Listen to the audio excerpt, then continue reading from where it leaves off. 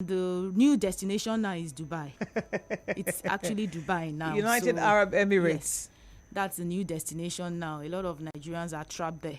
Trapped? Yes. Okay, so what makes it human trafficking? Last week, we had a lady that just returned from Dubai. What she told me when I had a one-on-one with her was that they were on strike, actually.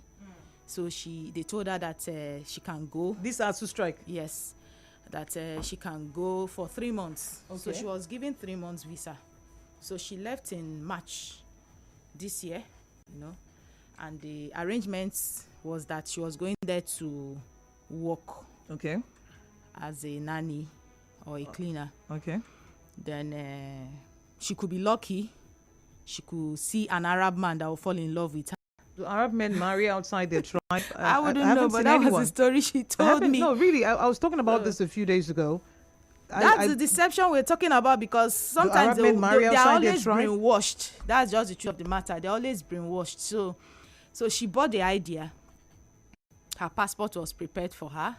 Then she embarked on the journey. So when she actually got to Dubai, she discovered that was not what she was told. There was no nanny work. There was no cleaner work. Exactly. She got to Dubai. She discovered that there was no nanny job, that it was prostitution. Oh. Yeah, forced prostitution, So she had to start, because initially she refused that she was not doing it, that was not the agreement. But they started starving her. They would beat her up, lock her up in a room for days, So out of frustration, hunger, she had to start the job. So as time went on, they were giving phones. So what she told me is that what they actually do over there is that you source for your clients online. They give you after like 1 month, they'll give you, by then you must have started the job. So probably they've gained a little confidence about you. So they'll give you a phone. So with that phone, she was now able to communicate the person that helped her to do her passport here in Nigeria. The person now contacted NAPTIP. One of the few lucky ones. Yes, so that's the problem. There's another person there currently. She's trapped. We're still trying to see how we can bring her back. So the thing is that we are trying to tell people to be very careful about all this traveling, especially Dubai. That's the latest destination. Yes, please. People should be very, very careful. When you are going to Dubai, be very, very sure of what you are going to. Be very sure, because there are a lot of Nigerians, they are trapped. They cannot come back.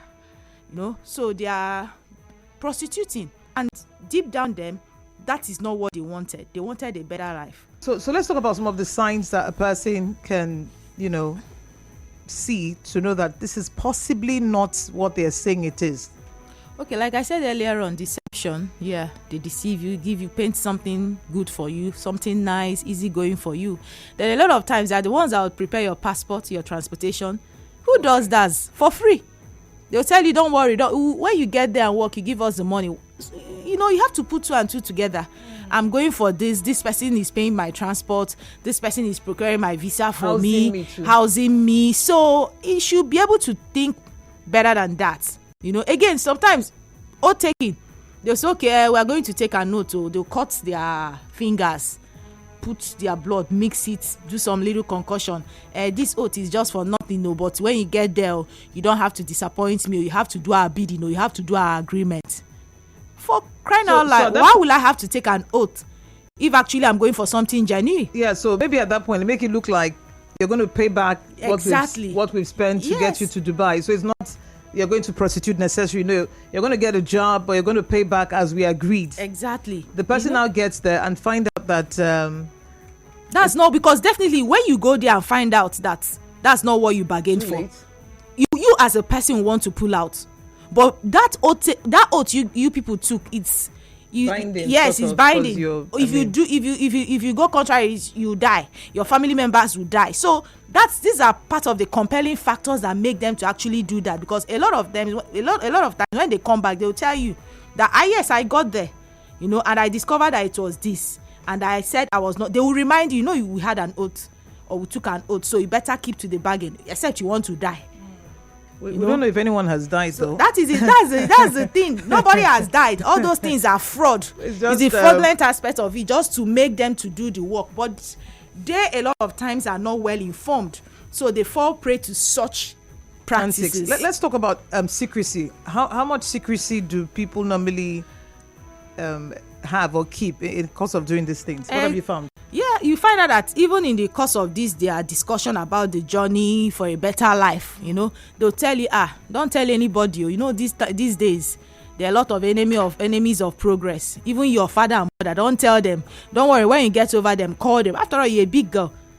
Don't you want a better life for yourself? They brainwash them actually. They use psychology on them, making them and painting things to be true when actually they are not true. So the victim a lot of times buy those ideas and say, okay, no problem. When I get there, I will call.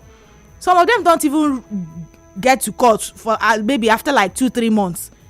Sometimes their parents will go to the police and say, I can't find my ward. You understand? They go as far as that because like your child is getting for like 1-2 months, no communication. Definitely you'll be worried. So you find out that they'll just make up their mind. I have to inform people at home. This is the situation of things, so that I can see if help can come my way. So these are things that they should look out for. There is nothing even in Freetown. When somebody is offering you such free help, we are not saying that people do not offer helps. It happens, but just be very careful. Be mindful of such help so that at the end of the day, one will not regret such kind of help or even lose his or her life in the process of that. What about males? Because we've been hearing a lot of she. It's quite unfortunate, like the male folks, they are usually taken for organ harvesting a lot of times. Yeah, and that is why sometimes they don't live to tell their stories. Yeah, from the research we've seen so far or some reports, they take them there for work. Yes, and some of them forced exploitative labor. They keep them in very unconducive environments that are not even good for their health and well-being, that maybe before you know it they develop one ailment and just die off. So these are where they are because even some of them are being used as drug peddlers over there. One of them, a returnee, said that for the male folk, when they get there, in fact from the airport for the male, they will abandon them. Yes, sometimes they'll just abandon them. You see somebody now coming to talk to you, still the same part of the syndicate, but you now get to know later.